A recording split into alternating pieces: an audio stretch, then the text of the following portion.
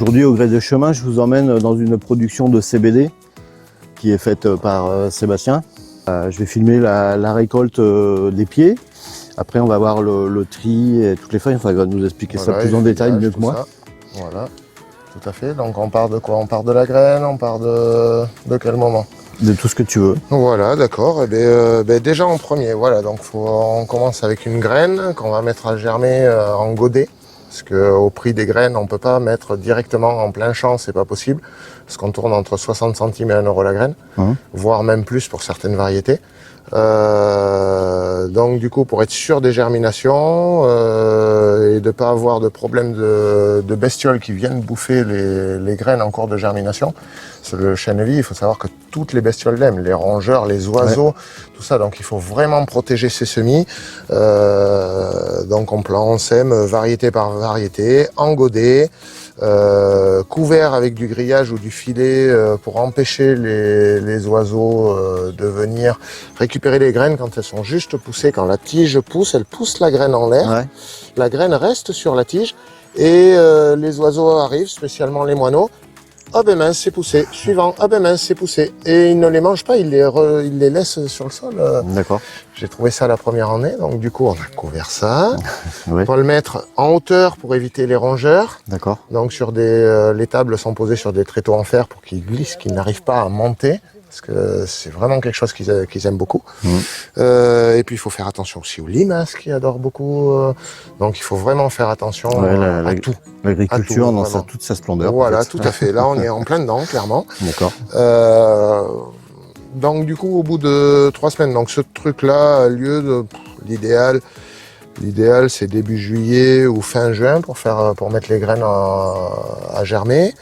À peu près 15 jours, 3 semaines plus tard, on se retrouve avec des plants à peu près qui font 10-15 cm, qui ont bien raciné. Donc là, à ce moment-là, on va venir les implanter en plein champ sur un terrain qui a été préparé comme pour faire des céréales. Moi, je suis en bio, je mets un peu de fumier de vache, je laboure, et j'affine un peu la terre et après les pieds sont plantés sur rangée unique, un pied tous les 2 mètres. D'accord. Et puis ça pousse. Voilà. Et là, on est fin octobre, en fait, donc tu fais ta récolte fin octobre. Voilà, là c'est vraiment la fin de la récolte. L'année dernière, on avait terminé autour du 15-20 octobre, on avait fini la récolte. Et cette année, là on est on est au 2 novembre, tu vois, mais ça sent la fin. Ouais. Là on est en train de sauver. C'est les derniers pieds qu'on a filmés tout à l'heure. C'est le dernier là. Il en reste encore un peu de 2 variétés différentes, mais qui sont trop attaquées. On va regarder si on peut arriver à sauver vite fait quelques branches.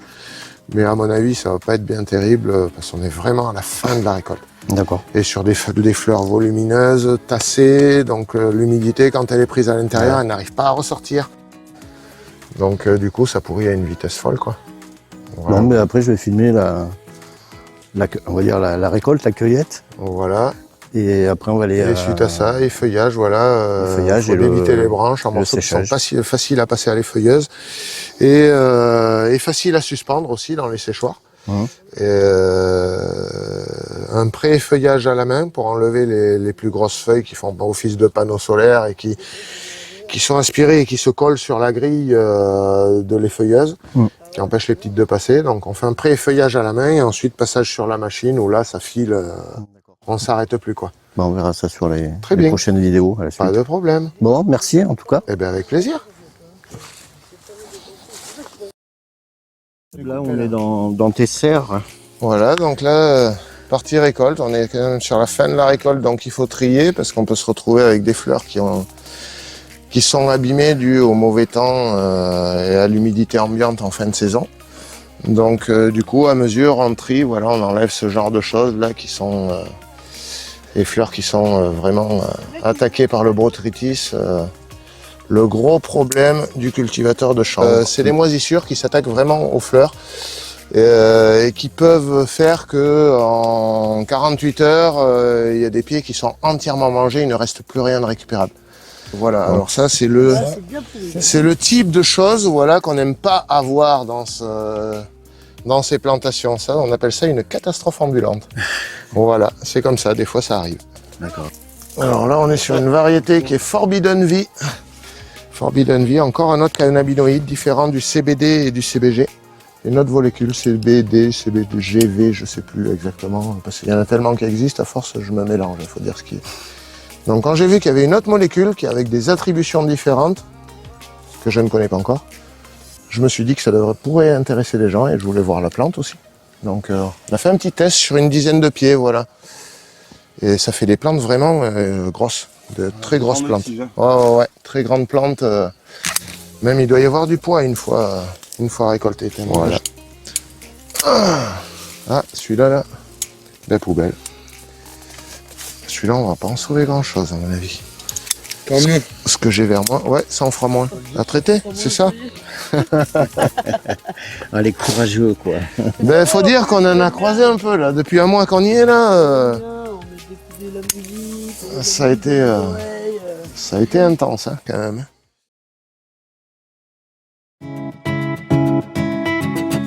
Ouais. Encore une autre molécule. Encore un autre truc bizarre. Tu avances et tu recules. On se fait moléculer. Voilà. C'est à moi, mais tout ça. Hop, ça va nous gêner. Ah. Oui, là. Non, mais ça, on peut pas laisser ça. C'est trop long. Il va falloir faire des morceaux. C'est pas si abîmé que ça, c'est pas mal du tout. Mais de toute façon, comme là, ouais, tu peux couper ça déjà et puis tu le laisses comme ça là. Tu le recoupes là. Voilà, c'est un morceau qui est facilement rangeable et facilement passable à la machine. Ah ouais, carrément. Non, là ça en fera trop. Mais attends, du coup, parce que là c'est un bordel ce truc là. Et avec ça, tu n'y arriveras pas parce que c'est pas un sécateur. Voilà. Donc arrivé à la maison, donc on va débiter ces branches qui sont trop volumineuses et compliquées à passer sur les feuilleuses et à suspendre dans un séchoir. Donc on débite pour que toutes les opérations suivantes soient faciles.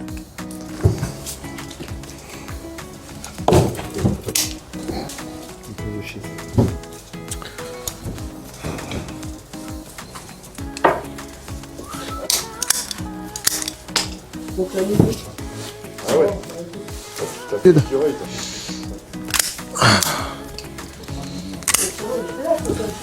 Voilà, un morceau comme ça n'est pas travaillable. Donc tu le On recoupes. débite, voilà, pour faire des morceaux qui soient plats, tant qu'à faire. Voilà, comme ça, là, facile à passer à l'effeuilleuse. Donc là, on resépare encore un coup, parce que sinon, dans le séchoir, ça prend trop de place. Mais voilà, ça, c'est facile à passer à l'effeuilleuse. Et du coup, tu as les petites encoches pour accrocher sur le... Voilà, les petites encoches, comme ça, on arrive sur les cordes à linge et ça tient tout seul. D'accord. Voilà, facilité. Sinon, après, de toute façon, c'est derrière une fleur, on arrive toujours à trouver une solution. C'est énervé. Oui, ils sont trop gentils dans leur technique. Là, on a des problèmes aussi. Des fleurs pourries. Voilà. Donc ça, là, tout abîmé, tout moisi. Parce que le temps que le séchage commence et soit assez avancé, sinon les fleurs continuent, le moisi continue d'avancer, les moisissures. Donc il faut être sûr d'avoir tout enlevé. Apparemment là c'est bon. Voilà. Ça a l'air pas mal du tout. Parfait. Suivant.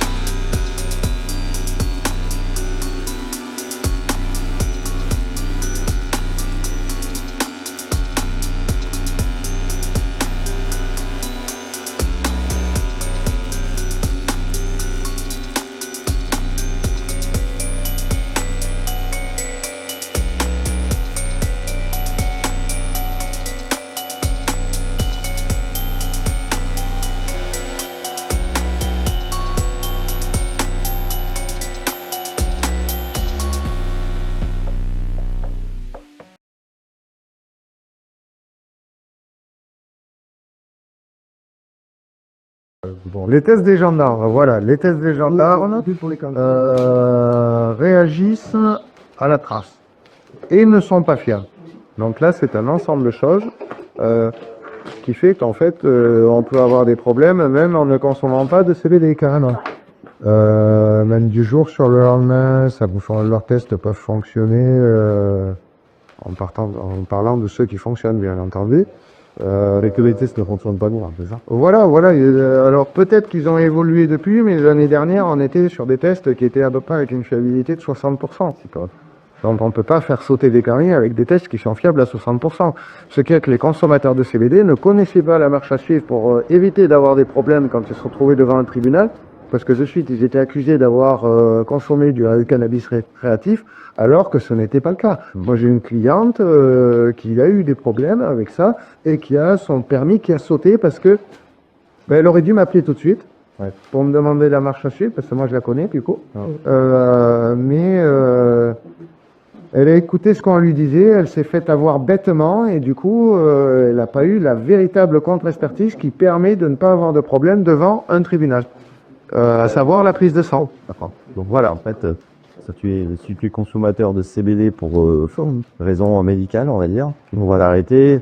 Un test positif par les gendarmes. Bon, voilà, donc Je vais te faire soulever le permis, mais il y a une possibilité, voilà, d'éviter d'avoir ces problèmes-là, parce que de toute façon, le CBD est autorisé en France, il est autorisé en Europe.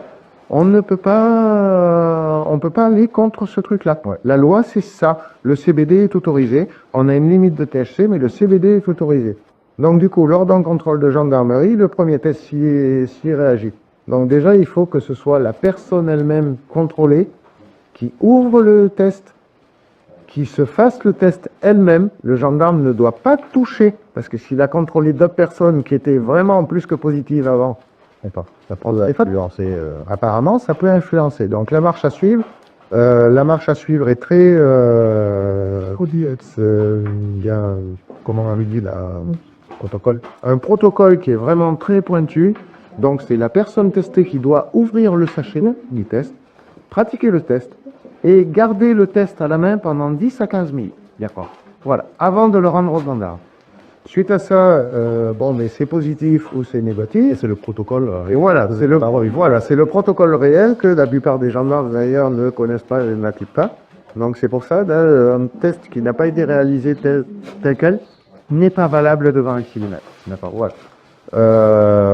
Donc, suite à ça, s'il réagit positif, on peut demander un deuxième test.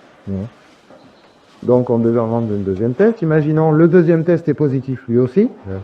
Donc dans ce cas-là, il ne faut toujours rien signer. Si on n'a pas triché, hein. On s'en vient d'accord, hein, que vraiment que avec du CBD. Suite à ça, normalement, parce que suivant les départements en France, ça ne se passe pas pareil. Apparemment, on n'est pas dans le même pays. Voilà, donc ça c'est un autre problème aussi. Mais dans l'autre, ça se passe comme ça. En imaginant, ça se passe vraiment. Donc, suite aux deux tests qui seraient positifs, on n'accepte pas de signer aucun papier parce que sinon, ça veut dire qu'on accepte le fait qu'on a consommé du THC. Donc là, c'est de suite, on est fini devant un tribunal. On peut faire ce qu'on veut, après, c'est fini. Donc là, test suivant en gendarmerie. Donc là, c'est un test sur le même principe, juste qui va prouver la présence de THC, mais sans donner de quantité. Donc ça, ce test-là part en laboratoire et va dire si oui ou non il y a présence de traces de THC. En CBD, il y a toujours du THC. Forcément, il y aura des traces. Mais il n'y a pas. Et là, on va demander, les gendarmes vont demander à la personne, voulez-vous une contre-expertise? La cliente a dit, non, on vient d'en faire une. Erreur. La véritable contre-expertise qui permet de se sortir de la roi sans issue et du problème, c'est la prise de sang à l'hôpital. Donc là, c'est les gendarmes qui amènent faire la prise de sang à l'hôpital le plus proche. Et là, il faut demander au médecin qui pratique la prise de sang un titrage de différents cannabinoïdes qui va mettre en évidence, on a un CBD très haut, un THC très très bas, Et là, il est évident que la personne va consommer que des plantes CBD. Et devant le tribunal, il y a tout un problème. Voilà, c'est la seule solution. S'il n'y a pas ça, c'est des problèmes. Et si on s'y est parti comme ça, ma cliente a signé comme ça, après avoir fait le test juste en gendarmerie, avant la prise de sang. Et vu qu'ils avaient appelé ça déjà contre-expertise, les gendarmes avaient appelé ça contre-expertise, elle a fait, ben ça sert à rien. Elle leur a dit, ben ça sert à rien d'aller faire une contre-expertise, on vient d'en faire une. Personne n'a précisé quoi que ce soit. Boum, le permis par terre. Absolument. Bref, voilà. Alors qu'elle ne faisait pas que ce soit d'elle. Et qu'elle n'avait consommé que la veille. Et pas la veille, ouais. Les molécules restent accrochées après la couche lipidique qu'on a, qui est déposée naturellement à l'intérieur de la bouche, à l'intérieur des joues. Parce que tout cannabinoïde va se fixer sur un corps gras. Ça, c'est inévitable.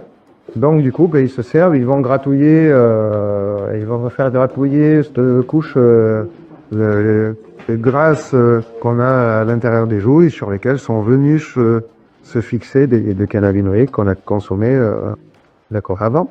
Voilà, qu'ils soient CBD, caché ou CBG ou actif, c'est bon. Ouais. C'est bon, très bien, mais c'est bon, ça va. Et voilà, c'est une voilà. La petite astuce.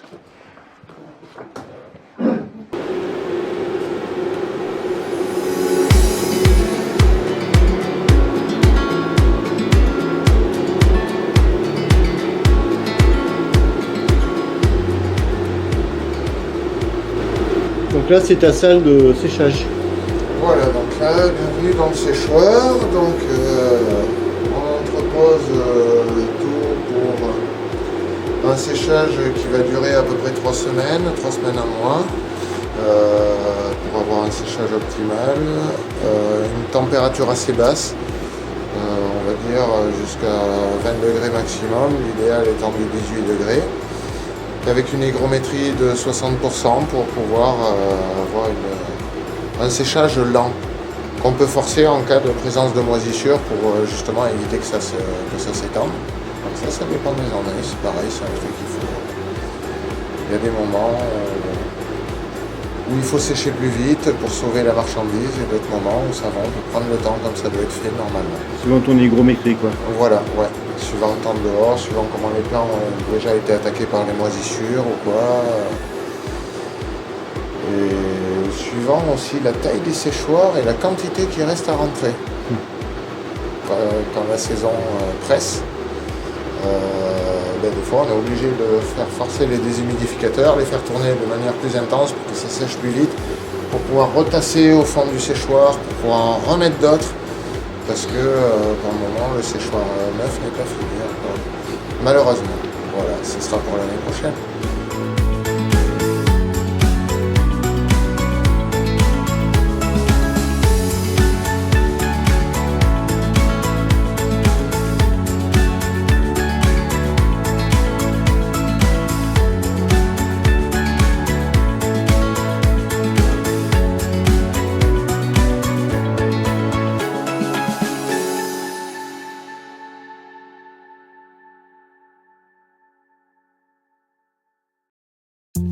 Seb, on s'est arrêté la dernière fois au séchage. Donc maintenant tu vas nous montrer la suite des opérations. Donc voilà, donc Le séchage, c'était combien de temps? le séchage minimum 3 semaines. Donc là maintenant on est début janvier, donc là on est au top, on est sûr que c'est sec. Ouais. Voilà, donc un petit 55% d'humidité pour les fleurs pour pouvoir les séparer, les détacher facilement des tiges, qu'elles se cassent net. Et puis pour pouvoir après faire un deuxième effeuillage qui sera efficace et qui si on n'a pas les conditions de 55% d'humidité, si on a plus d'humidité, l'effeuillage ne se fait pas bien. Les feuilles ne se cassent pas, elles se plient dans tous les sens, elles ne veulent pas se casser, donc on n'arrive pas à effeuiller. D'accord, donc c'est pour ça qu'on c'est pas la même effeuilleuse, c'est une autre effeuilleuse. Voilà, c'est une autre effeuilleuse, donc on verra ça de suite après. Donc après la préparation, donc on sépare. Donc quand il y a des branches comme ça, il y a des petites branches sur des grandes branches. Donc après chacun fait comme il veut, a ses petites habitudes. Mais moi je commence par enlever toutes les branches de sur la tige principale. Voilà, comme ceci, jusqu'à la sommité. Et quand on a une sommité qui est assez compacte, Donc pareil, tu regardes si c'est OK. qu'il n'y ait si pas c'est de moisi, voilà. qu'il n'y ait pas quoi que ce soit de bizarre à l'intérieur. Et après, elles partent pour les feuillages en sec. Voilà, les branches, elles, seront recyclées pour faire de l'isolant. Voilà, parce qu'on essaie de rien perdre, tant qu'à faire. Ouais. Et après, toutes les petites branches sont reprises une par une. Toutes les fleurs qui sont assez compactes restent en fleurs. Tout ce qui ne ressemble à rien part pour faire de l'extraction, de la résine. D'accord, Voilà. ok. Au pollinator et à isolator. Donc ça sera les... machine aussi, tu me feras voir tout à Ben, l'heure. c'est en cours de conception. Les machines sont en cours de conception. On a commencé à faire des essais sur des petits modèles. Et donc, ça sera dans les prochains épisodes, on fera un petit peu d'extraction de résine de CBD. Ok, Voilà. bon. Très bien. Donc après, du coup, en vue du passage à l'effeuilleuse, on trie les fleurs par taille. Bon, sur cette variété-là, il n'y a pas de grosses fleurs, de très grosses fleurs. Ça, c'est quoi comme variété?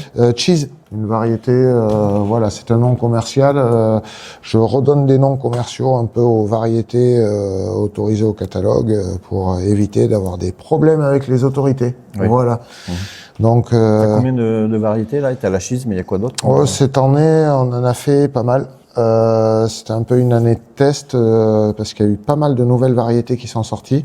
Donc je me retrouvais sur une bonne dizaine de variétés différentes, oui, voilà, pour réussir à isoler, en isoler 4 ou 5 ou 6 au plus, qui soient vraiment valables, aussi bien rendement, niveau rendement, niveau fleurs aussi, l'aspect visuel des fleurs, l'aspect, la texture, que ce soit des fleurs les plus compactes possibles, et puis niveau terpénique aussi, les odeurs et la concentration aussi de la quantité de trichome qu'on peut voir aussi sur les fleurs, vu que le but est d'en avoir le plus possible, pour avoir des taux les plus élevés possibles, toujours pareil. D'accord. Voilà. Donc du coup, petite fleur, moyenne, et le rebut. Enfin, rebut. Extraction. Étape suivante, l'effeuillage.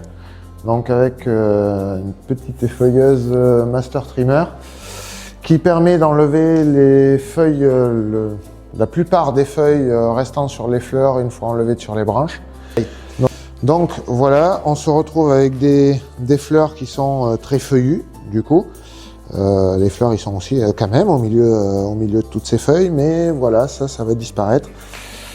Et descendre dans le petit bac qui est en dessous du tambour de la machine. Voilà, donc on remplit le tambour à peu près à moitié. Et là, on va partir.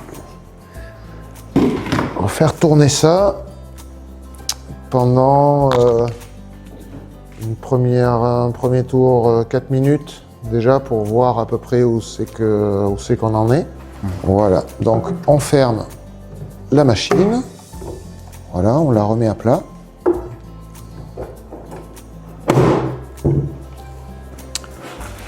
Et c'est parti avec la grille en contact. On regarde l'heure, 16h30. Donc à 34-35, on va regarder ce qui se passe. Et on avisera à ce moment-là pour la suite.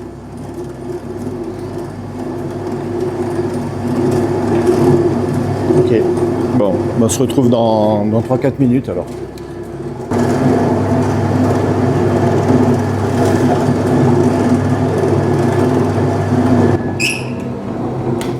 Hop, fin du premier passage.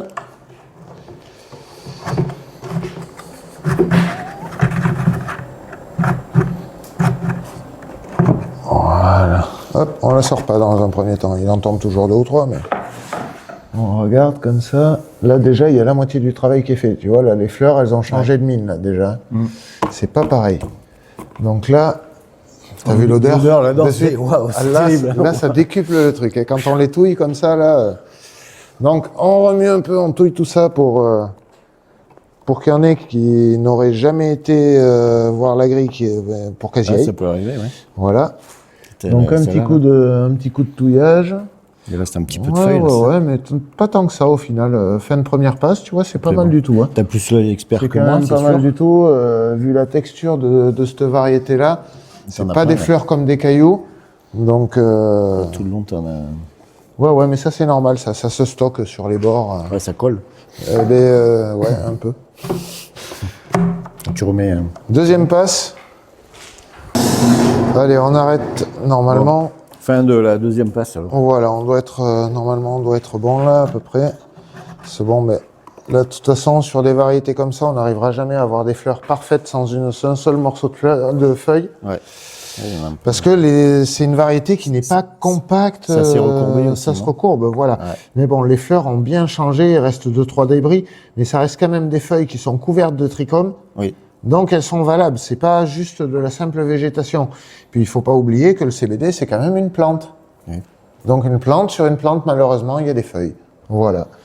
Donc là, hop, on se retrouve avec quelque chose, avec un ensemble qui a une belle gueule. C'est pas mal du tout. Là, il y a tout qui brille. Et du coup après, stockage en bidon et c'est parti pour un curing. Curing, c'est le temps pendant lequel on va ouvrir un petit peu de temps en temps les bidons pour refaire prendre l'air vite fait, demi-heure de temps en temps. Pour redonner l'odeur. Voilà, et tout ça, pour quoi. évacuer les odeurs de verdure et ne garder vraiment que les odeurs de la fleur. D'accord. Voilà. Tout ça, c'est prêt, donc... Donc là, c'est prêt à être vendu. Voilà. prêt à être vendu, ouais. Sauf que Donc là, après, bon, il y mais a là, le- c'est... Faisait voir le petit bac, donc... Voilà, les donc déchets, le bac de feuilles. trim, donc là, hop. Le bac de trim, lui, toute la brisure, je vais l'utiliser pour... ça va être placé au pollinator pour récupérer tous les trichomes qui sont tombés en même temps que les débris de feuilles pour rentabiliser sous forme de résine. D'accord. Voilà. Donc on va voir le Pollinator, donc Pollinator. voilà, ça sera pour le prochain épisode. Parce qu'il faut préalablement avoir congelé les fleurs. Ah ouais, Ça permet d'avoir un rendement 3 fois plus élevé d'accord. de récupération de résine. Et une fois que c'est passé au pollinator, eh bien encore, on n'a pas fini. Il y a encore une autre étape et ça passe là sur l'isolator, donc avec de la glace et de l'eau gelée, de l'eau glacée. Et là, on termine de tout récupérer par contre, et là, c'est pareil, ça donne de la résine derrière, donc ça sera dans les prochains épisodes, on sera là-dessus. Donc Allez, là, on a changé de machine, ça c'est le pollinator, c'est ça? donc voilà, qui va permettre d'extraire la résine des fleurs. D'accord, le Donc, pollen Voilà, tout à fait. du pollinator. Voilà, tout à fait. Donc là, il s'agit de toutes les fleurs qui n'ont pas une bonne texture, un bon aspect visuel, qui sont pas terribles, quoi, en fait, mais qui sont quand même couvertes de trichomes, de pollen, donc du Visuellement, ils coup. sont pas, bien. Voilà, c'est pas, Vendable, c'est très- pas très vendable joli. en fleurs. Voilà, c'est pas joli du tout, c'est pas vendable en fleurs. Donc on va les faire passer dans ce tamis Ok. qui va tourner à vitesse réduite pendant demi-heure à peu près, pour ensuite récupérer au fond, voilà, au fond du bac, tout le pollen qui sera descendu à travers de la maille de 160 microns. Ouais, d'accord. Voilà. Ouais. Allez, c'est parti, on va y en mettre un peu là-dedans.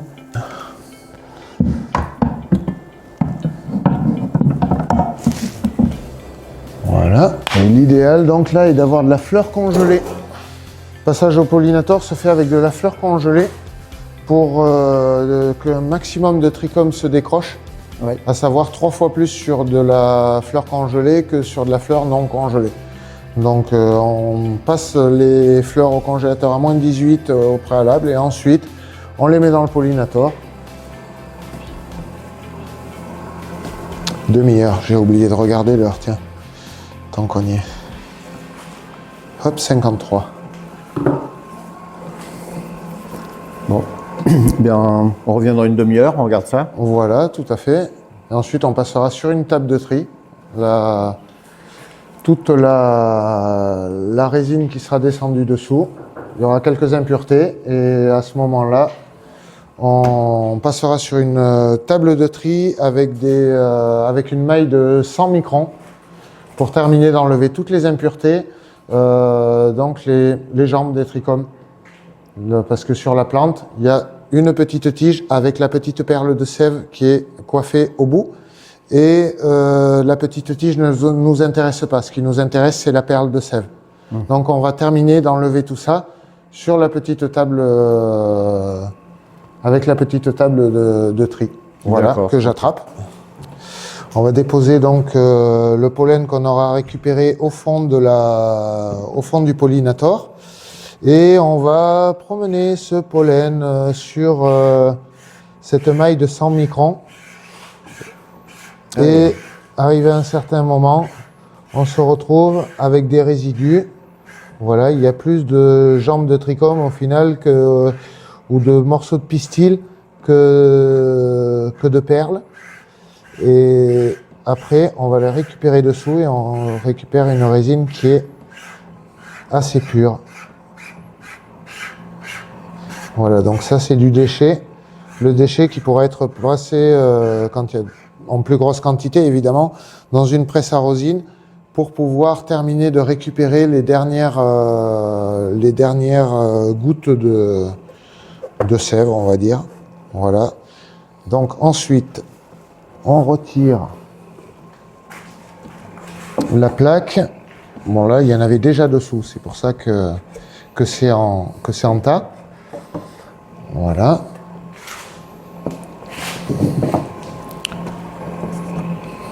Et après avoir rassemblé ça avec une carte ou une raclette de pâtissier, voilà, là on pourra mettre ça dans un plastique et y appuyer dessus pour réussir à agglomérer tout ça. Voilà. D'accord. Une bonne résine CBD, cheese. Bah, c'est super. Pollinator, isolator, je suis pas prêt encore. J'ai pas du tout ce qu'il faut. Je suis pas prêt. Bientôt les tests, pas encore. Bon, on fera une prochaine émission pour ça. Voilà, tout à fait. On Ouais. fera une partie numéro 2. Quand j'aurai vu les copains pour récupérer le petit modèle isolator avant de faire le gros. Voilà, dans ce cas, à ce moment-là, je te referai signe. Eh bien, on fera un numéro 2. Voilà. Entendu. Ça, on aura le complet. Eh ben, écoute Seb, je te remercie Eh bien, merci à toi. pour toutes ces explications sur... Partager tout ça pour faire découvrir tout ça. C'est Tout à fait. très plaisant. Voilà. Pour moi, ça va rester un peu un mystère. Donc je pense que pour d'autres personnes aussi. Donc, voilà. Pas mal de personnes ne connaissent pas tant de choses que ça, oui, en effet. Ouais. Il y a beaucoup de préjugés, d'idées reçues. Il y a beaucoup de préjugés, beaucoup voilà. d'aspects négatifs en fait de, oui, de ben, tout ça. oui, pas le rapport au récréatif qui qui encore chez nous est pas vu d'un très bon œil. Donc du coup c'est un amalgame. On est sur une plante avec différentes génétiques, mais voilà, même si on est dans du CBD, il y a des gens qui voient rouge et qui sont en mode c'est du cannabis. Mais Ouais, oui, c'est ça. c'est du cannabis en effet. Mais Cannabis sativa, thérapeutique autorisé et totalement légal. Voilà. thérapeutique pour entre Voilà. autres les gens qui ont des Ben, cancers, les douleurs. Des tout ça. problèmes de sommeil, peut-être pour des cancers autour, pour des douleurs diverses et variées. Enfin, il faut fouiner, il faut que les gens fouinent. De toute façon, on n'a pas le droit de donner des indications ou d'écrire une quelconque indication parce qu'aujourd'hui, en France, il n'y a aucune étude légale qui nous permette de nous appuyer dessus. Les études sur lesquelles on s'appuie, en fait, c'est des études qui ont été faites au Québec, au Canada, aux États-Unis, où ils ont plus de 10 ans d'avance sur nous sur ce sujet-là. Et du coup, on s'appuie là-dessus, mais ça n'a aucune valeur en France. On pourrait même avoir des problèmes avec les autorités si on vendait avec écrit, avec des indications thérapeutiques. Ah oui, d'accord. Les posologies, c'est pareil, c'est chaque personne. Avant de consommer du CBD ou du CBG, il faut d'abord en parler avec son médecin, des fois qu'il y a d'autres pathologies, pour ne pas croiser des molécules. Ça peut avoir des molécules entre elles peuvent faire des trucs bizarres, on ne sait pas. Il faut toujours en parler avec un médecin avant. Ah oui, tout à fait. Voilà. Ouais. Puis après, bon, mais il y a Les personnes qui l'utilisent en remplacement du cannabis récréatif qui est interdit en disant ben là au moins on a le goût Oui. et on ne risque pas d'avoir des problèmes ou beaucoup moins. Voilà. D'accord. Ok. Bon. Bon Seb, je te remercie pour la visite sur plusieurs mois. Hein, puisque Avec plaisir. Et plusieurs puis, étapes. voilà, et vu qu'il en manque encore, et ben, on se recroisera verra plus de toute tard, ça façon. marche. Voilà. Je te remercie. Merci à toi Et puis bah, à la et prochaine. à la prochaine. Ça Allez, marche. salut.